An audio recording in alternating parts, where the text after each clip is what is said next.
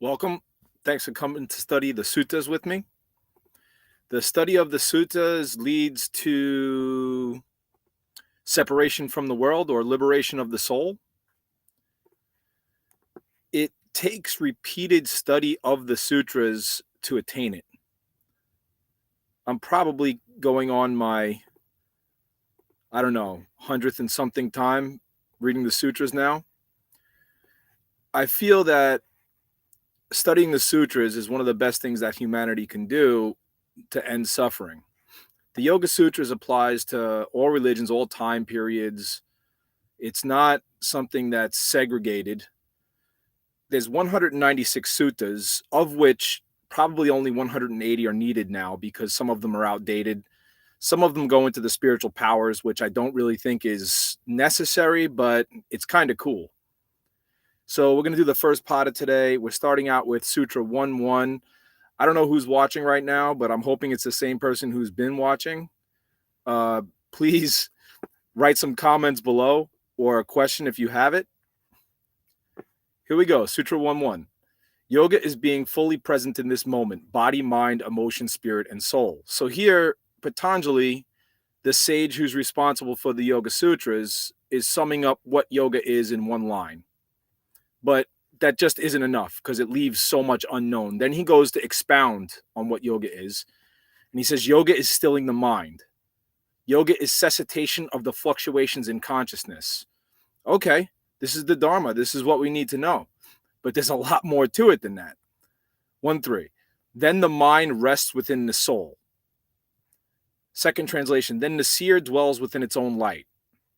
Third translation. The spirit experiences itself when the mind is still. So when you're meditating, anywhere from 10 minutes to an hour, if you're in silence, your mind will begin to calm down. And if you've ever felt real silence and the peace of real silence, you'll know how nourishing it is to the soul and the spirit. But right off the bat, he's getting into the fact that you have to keep the mind from fluctuating. That means memories, intellectual thoughts, egoistic personality, opinions. And then he goes into when the mind is still, it rests within the soul. So if the mind's naturally still, it will rest within the soul. When the mind and the soul are separate, you're split. But when they're one, you're whole. But there's a lot more. Otherwise, the soul identifies with the fluctuating consciousness. So when you're thinking, when you're worrying, when you're stressing, when you're doing all these things, your soul's identifying with something that's fluctuation and that's not permanent. 1.5. The fluctuations in consciousness are 5 in origin. They may be detectable or hidden, painful or painless. So you might realize the fluctuations, you might not. They might be painful, they might not be painful. But now he really gets into the philosophy and the art behind it. They are caused by right knowledge, wrong knowledge, delusion, sleep, and remembrance of things past, which brings us to 1.7. The sources of correct knowledge are direct perception, logical reasoning, and factual text. This right here should be broadcast to everybody's phone on the planet. Correct knowledge is done if you perceive it yourself. It can be logically reasoning or it can be factual text. And you have to know if the text is factual. And this is a factual text. And if you go by the 2,000-year rule, most texts that make it past 2,000 years are factual. It's good to know that you're reading a reliable text. Sutra 1.8. Wrong knowledge originates from a distorted understanding of what is real. So the Buddha would say this is wrong understanding, wrong knowledge, wrong view, the Buddha would say. Sutra 1.8. Uncertainty arises when knowledge is based on words alone and is devoid of reality as its basis. For example, somebody's gossiping to you about something. You didn't see it. They didn't see it. You don't even know if it's based on truth. It's just words alone. So when you take false knowledge, non-truth, non-facts to be true, it distorts your vision of what reality actually is. Sutra 1.10. Dreamless sleep is the mind state that is absent of perception. Might not seem too important if you're reading it for the first time, but this is actually a very important sutra. Dreamless sleep is the mind state that is absent of perception. Second translation, sleep is the non-deliberate absence of knowledge and or thought waves. So during the 3 stages of consciousness, you have the waking state, the nidra state, which you'll see right here, nidra, vritti nidra. That means no more fluctuations while you're in the unconscious state. But during the unconscious state, between the conscious state and the dreaming state, you experience a state in which the mind is free from fluctuations. And if you meditate during that state, you can experience omnipresence and omniscience without a body or a mind during that state. It's actually quite beautiful and peaceful.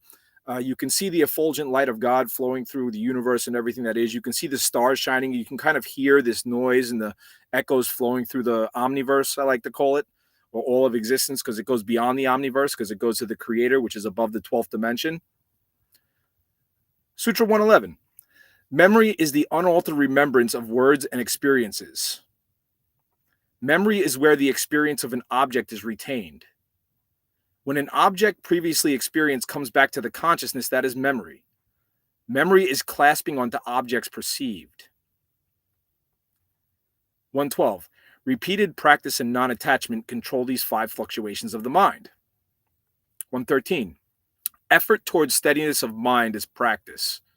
Practice is mental volition to keep the mind still. Practice is continuous effort to still the fluctuations in consciousness. So when we talk yoga, I bet you at least 5, probably more like 9 out of 10 people think yoga is these postures that we do. And asana is definitely the third limb of yoga. There's no doubt about it.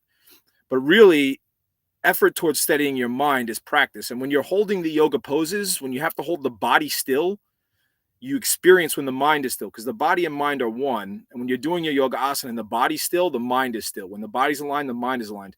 Then when you're meditating, if you notice that you're moving around a lot, you'll notice that that's connected to uncomfort and thoughts. So actually, effort towards steadying the mind is yoga, not the asanas. The asanas are done to strengthen the body, strengthen the mind, purify the body, heal the body, make it strong enough to meditate, remove it from impurities. But that's not all that yoga is. That's just the third limb of yoga. And really, asana, this is asana.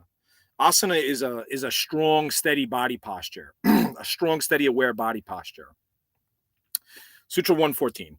Practice becomes firmly grounded when practiced vigilantly over a long time. Second translation, devout, earnest, alert practice creates a firm foundation for restraining the fluctuations. Okay, so for example, about exactly a year ago, actually, I was talking to my friend Steve. At least I hope he was my friend. And I was talking to him, and I had quit watching television for about 3 weeks. And I have a pretty, I don't want to say bad, but I watched a lot of television, a lot of movies. In 3 weeks, it was very difficult. I went through detox, and instead of watching television, I just sat there and practiced stilling my mind. Then I went back to watching television. Well, this New Year's, I said, you know what, this year I'm going to cut out the television and practice steadying the mind. So now my television time is actually sitting there and stilling the mind. And it's not easy. When the mind is pulled out of the central world, it flaps about like a fish on the deck of a boat. So it's not easy to pull your mind out of the senses. You have to go through a detox. 115. Renunciation is the practice of freedom from desire. 116. The highest level of renunciation is when one transcends all earthly attachments and perceives the soul. I've been doing a specific meditation. I've been doing a lot lately where I meditate on God, and then I meditate on my soul being as close to possible to God. And then I cut out everything else. And although it's beautiful, you definitely miss the earthly stuff, the food, the loved ones, the music, the stuff of the senses. 117. Continued effort and non-attachment develops 4 types of samadhi: self-analysis, union, bliss, and the experience of pure being. So here he mentions samadhi for the first time. Now, in yoga, they have samadhi. In Buddhism, they have jhana. In my professional opinion, after translating the Yoga Sutras and the Dhammapada, they're talking about the same thing. And the reason why they keep it separate is because the yogic wants to have the yogic tradition and the Buddhist wants to have the Buddhist tradition. Since there's 9 levels of samadhi and 9 levels of jhana, I think it's basically the same thing, even though if you put the Sanskrit word translation, it might be a little bit different. But samadhi means absorption. And they're going to get into it, because what he says is when the consciousness dissolves in the space around you and becomes pure, watch, when practice of cessation of mental fluctuations is firmly rooted, only the impressions remain. So after you still your mind, the memories still remain. They start to bubble up. You ever have a memory bubble up from when you were 4 years old or 6 years old and it bubbles up? You ever study where it comes from? Sutra 119. In asamprajnata samadhi, one may experience existence without a body or become one with nature. This sometimes leads to isolation, deep loneliness, or intense longing. This happens to me all the time. When I'm doing my meditation, I've been meditating in isolation, in solitude for at least 5 years now. In the mountains, on the beach, all over the place. I spend hours and hours and hours in isolation, and this happens a lot. Where you long for company, you long for a lover. Sutra 120. One must practice with confidence, vigor, alert memory, and power of absorption to break the spiritual complacency. Pretty self-explanatory. You got to have vigor to practice. You got to want to practice. And pain is a big motivating factor. For me, it's the biggest motivating factor. Emotional pain is the biggest motivating factor for me. 121. Those who practice vigorously with intensity are close to the goal. Sutra 122. There are differences between those who are half-stepping, average, and serious about their practice. Sutra 123. Or the consciousness may be stilled by deep meditation on God and total surrender to Him. This is why I love the Yoga Sutras. I'm a devout Christian. I love Jesus. I studied the Bible since I was a kid. They openly talk about God, and through the meditation on God and where the energy comes from and the stars and everything else, when you meditate on God for long enough, you can actually experience God. And it's like a very powerful, peaceful, effulgent light that like emanates. That's what God is, really. And then total surrender to Him. This comes when you're worried about something and you can't do anything about it. You have to surrender to the moment. You have to surrender to God. If you don't surrender to the moment, you'll always be anxious. I experience this a lot, especially with social gatherings that I go to. I went to a social gathering recently and I'm just so calm and at peace, but like everybody else had all these like social requirements and worried about what everybody else was thinking, and they all weren't at ease, and they're all speaking out anxiously and eating to hide their anxiety and hide their emotions. And I was at peace. And I guess that the people thought that it was like, I don't know, like it was weird to see somebody calm and at peace within himself. It was almost abnormal to be content and at peace. 124. The Supreme Being is God, entirely free from conflicts, unafflicted by actions, and untouched by cause and effect. So now they're explaining to you what God is. God is the origin of all energy and knowledge. This is important. For the Creator, the seat of omniscience has grown to a state that is unsurpassable. Third translation, God is the ultimate source of the light of wisdom. Love these translations. Sutra 126. God is the Alpha and Omega, the teacher of all beings with no beginning and no end. Second translation, unconditioned by time, God is the absolute guru.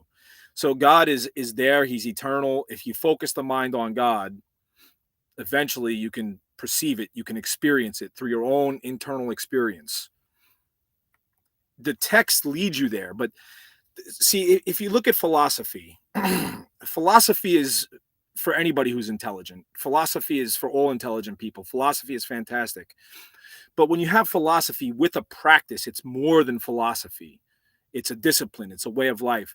So it's the philosophy and the practice when they go together that make the complete whole. Sutra 127. God's sound form is Om. So when it says in the beginning there was the Word was with God. When God thought of all the laws in the universe and then spoke it into existence and the Big Bang happened in this universe, because there's omniverse and multiverse, right? There's 12 dimensions. You have, basic dimensions, time, space, heat, cold. Then beyond that, the laws beyond that, the laws beyond that. There's 11 or 12. They say 12 dimensions. So when he created the 12 dimensions, God's in probably the 13th, the 14th, the 15th. He's in higher dimensions than that. But Om is what he said. And if you're in deep meditation, you can actually hear the Om. When I was a kid, when I would sit in the cafeteria during lunch, when I was 5, 6, 7 years old, you would hear really, really loud in the cafeteria.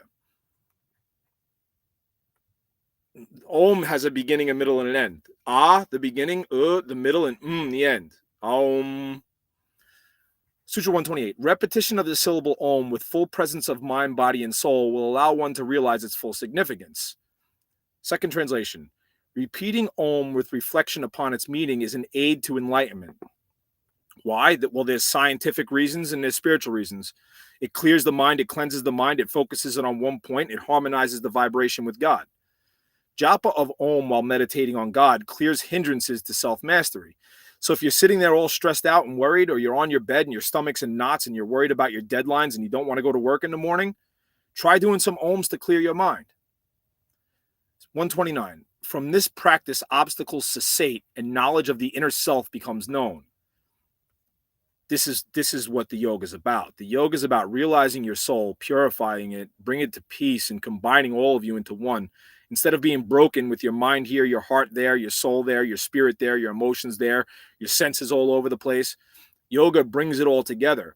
But there's actual physical elemental changes that take place when you get to these types of levels. 130. The hindrances to spiritual enlightenment are disease, inertia, doubt, carelessness, laziness, sensuality, erroneous views, failure to keep one's understanding firmly grounded, and slipping from the ground gained. Now, when we get into Sutra 130, this definitely goes into one of the most important sutras. They're telling you what the hindrances to spiritual enlightenment are. So these are the hindrances, but the hindrances have results. So the cause is the hindrances. What are they the cause of? Well, the hindrances have symptoms. The symptoms that accompany these hindrances are pain, despair, anxiety, and disturbed breathing.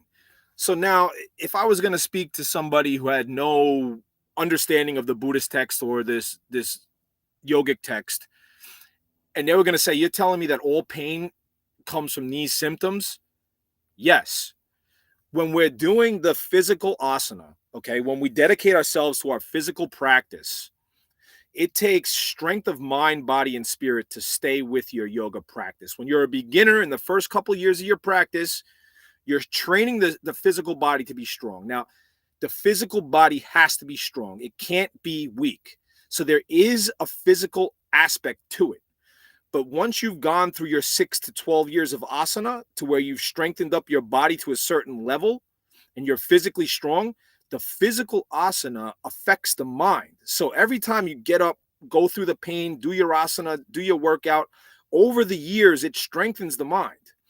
When you get to the level where you're meditating, it becomes purely mental because the fluctuations in mind cause fluctuations in the elements in your body. So when you have a thought, if it's stressful, the stressful thought goes down your spinal column and your central nervous system, and it affects your body. It affects the elements. So after you graduate your asana and your pranayama and you're strong physically and mentally and you understand the philosophy, then when you start to still your mind and you start to realize that what's causing the pain is negative thinking, emotional attachment, despair, anxiety, and disturbed breathing, you start to realize it's all mental. You can't tell somebody who's so addicted to alcohol that if they stop drinking they're going to die that it's mental, because it's not. It's physical at that point. But when you follow it to the source and you get to the upper levels, it's actually mental and spiritual. 132. Practicing single-minded concentration is the best way to prevent the hindrances and their accompaniments. So there's many ways to practice single-minded concentration. I believe they get into them right now. But the main way that the Buddha taught it was anapanasati, which is focusing on the breath, just watching it and observing it. And that brings the concentration here to this part of the brain. I really like to focus on this point when I get into my one-pointedness, but you can use objects and you can use scripture and texture as well. But I like to focus on this point, this one point in time and space when I'm doing my one-pointed concentration, because it also builds the frontal lobe. And the frontal lobe has to be built. Sutra 133. Inner peace is achieved and maintained by cultivating friendliness towards those who are happy, compassion for those who suffer, goodwill towards the virtuous, and indifference towards the non-virtuous. I'm going to have to repeat 133 about another 1,000 times. Seriously. Sutra 134. The mind can also be calmed by holding the breath after exhalation. 135. Or by contemplation of an object that helps maintain steadiness of mind and consciousness. For a lot of us, that's TV, but the only thing is the stuff we watch on TV draws you in emotionally and agitates the emotion. And if you fill your mind with the television, you're not filling your mind with the sutras, and then you slip from the ground gained. So when you're studying the sutras with me right now, when you're studying them with me, you're filling your mind with the sutras. So if you're filling your mind with the sutras, you're gaining spiritual ground, and you're moving towards liberation. You're moving towards a good place. I seriously think of these sutras as the antivirus. You know, you can have a computer, you can upload a virus to it, you can upload an antivirus to it. If you're uploading this stuff into your mind, you're feeding yourself the antivirus that stops pain and suffering. Sutra 136. Or by concentrating on the luminous, blissful light within. That's found in the soul, which is found in the inner right side of the heart, the size of the thumb. There's a light within the soul. It says it in the Vedas. Or inner stability is gained by remaining free of sorrow and filled with light. Or inner stability is gained by contemplation of pure light and consciousness. That's why I give 3 translations for some of these. I give multiple translations because different translations mean different things to different people. And when you're translating over from Sanskrit to English, the words in Sanskrit, there was a lot less words when they spoke Sanskrit. I don't know how many, but English has, over 70,000 words. Sanskrit probably had like anywhere from 3 to 10,000 words, maybe. So there was such little words. So the words in Sanskrit had a lot more broad type of definition, whereas English is very, very concise. So when I give the multiple translations, I give multiple perspectives, and I try to capture the true definition of the sutra. And what you want to do is you want to know the sutra forward and backwards, but you also want to embody its essence. You want to absorb the sutra and embody the essence of it. And you also want it to be able to repeat it word for word. Sutra 138. Or by concentrating on the consciousness experienced while dreaming and during the dreamless state. See, this here is what I was talking about before. When you meditate on the consciousness in the dream state and you meditate on the consciousness in the dreamless state, if you stay devout with your practice on focusing on the nidra state, the dreamless state, the state from where you lay your head on the pillow and where you dream, you can experience omniscience during that state. 139. Or the mind becomes concentrated and still by meditating on anything it chooses. Some people use an Om symbol. The Tibetans use the Tibetan Om symbol. You can meditate on the Buddha. You can meditate on Jesus. You can meditate on money. You can meditate on anything that you want. But when you put it in your mind, you practice focusing on it for longer and longer and longer periods of time. Sutra 140. When concentration is mastered, one gains mastery of the smallest to largest dimensions. Sutra 141.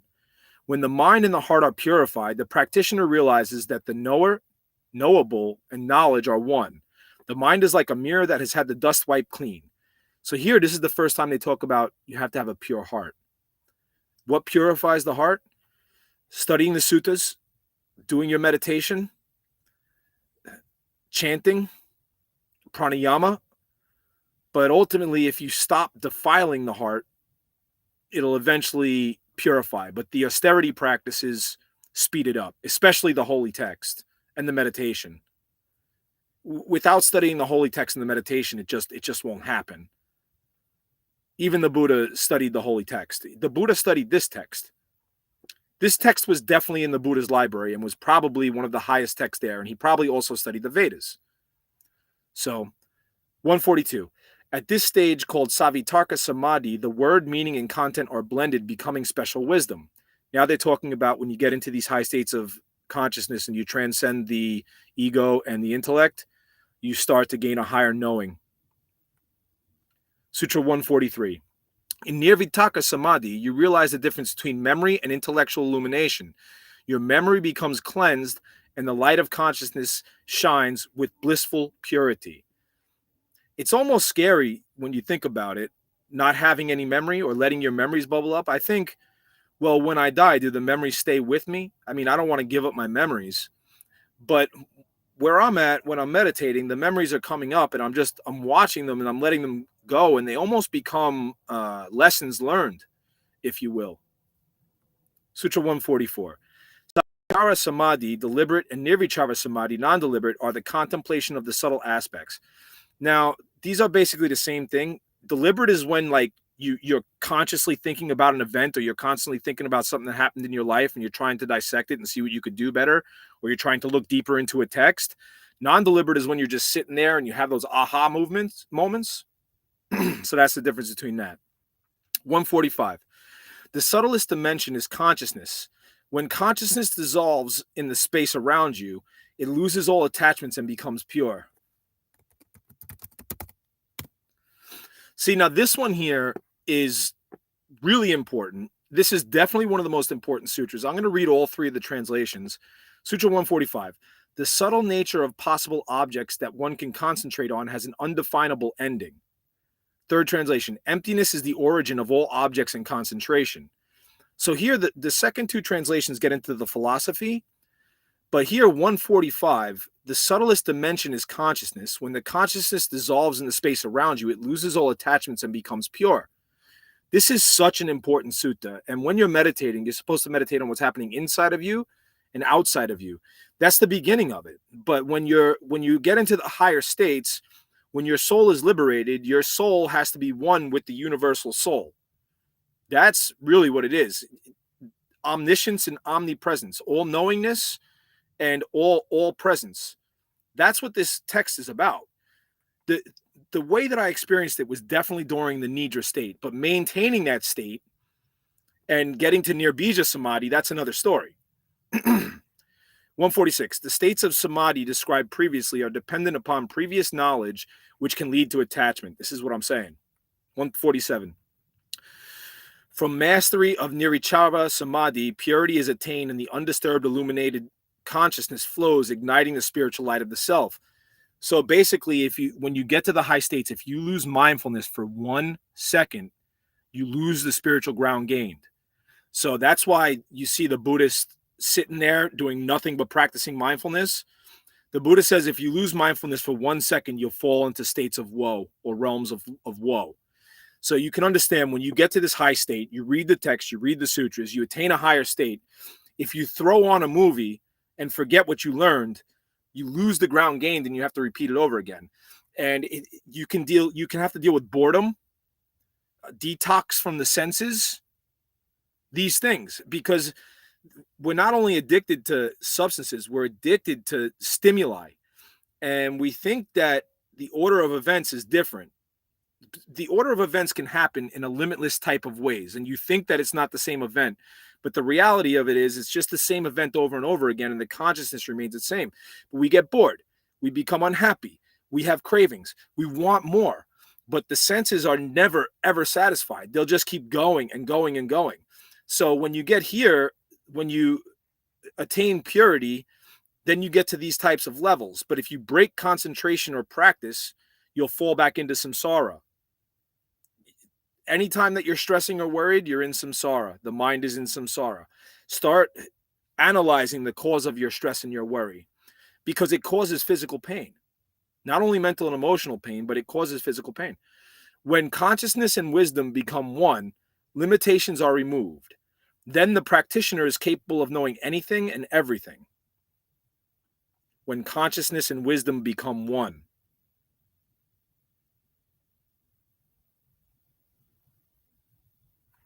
(149) The absolute truth is all-encompassing, limitless, and infinite. Sutra 150. The light of this realization bears the fruit of an evolved life. All previous mental impressions are left behind, and new ones are prevented from forming. So I think we have some serious practitioners here. I can see. I don't think that you guys are like flat-out beginners.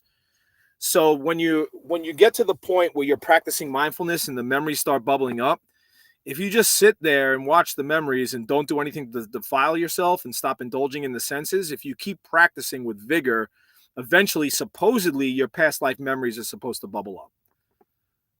151. Well, the Buddha, I think, is one of the only known beings that openly spoke about his past lives. Jesus is quoted to have said he could remember where he was before he was born. But it's said by the monks in the text, and I've heard that the Buddha said he could remember his past lives, just like he would look at you and he could see all the past lives that you had together.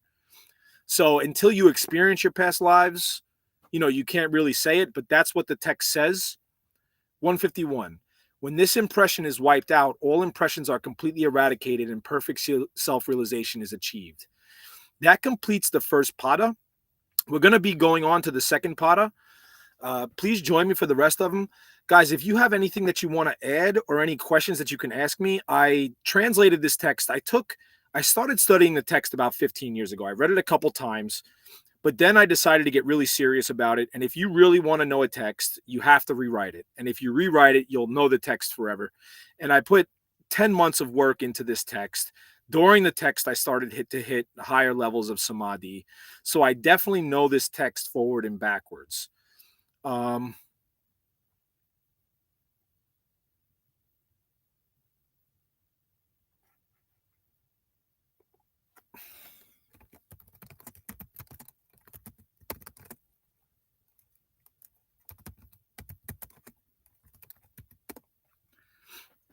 So this is my translation of it. My translation of it is for sale on Amazon, Yoga Sutras by Vincent Ferrer. The link is in the description. Please help me out and buy a copy. I've sacrificed a lot to write this book. So it's a great translation and you'd be helping me out. Please continue to join the studies, guys. This is the first pada. The next 3 padas will be going over in the next 3 days. This is going to be a weeknight study, but you have to recite the suttas until you completely master them and reach the ultimate level.